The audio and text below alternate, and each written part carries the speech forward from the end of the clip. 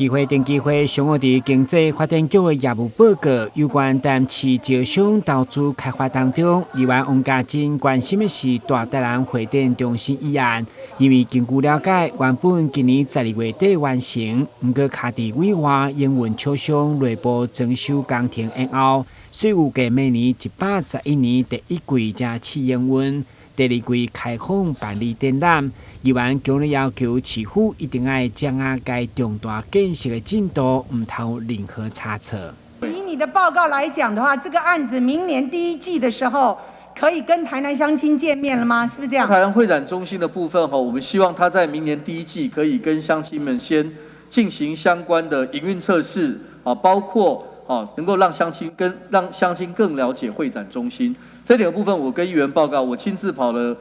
国贸局4趟，都是在讨论，希望可以在明年这个营运之前就营运前，是不是有一些相关的测试，以及它可以这个第一次的 opening 的开幕的时候能够很快的来让台南乡亲能够更了解。局长，你们的责任就是让我们台南乡亲看到了这一个重大建设。是我们常常听到许许多多承诺给台南人的建设，到最后都是随风逝去。而这个案子基本上是中央给了很多资源嘛，对吧？所以我们务必希望局长对这个案子要慎重，而且呢，在进度方面要掌握得当，好吗？因为中国第二次宣布禁止台湾往来进口以后，顶礼拜可以验出残骸，禁止台湾的冷木石刻进口。对此，议员王家珍认为，不管敢是政治因素，要求市府明年针对台南农产品外销一定要提早应用。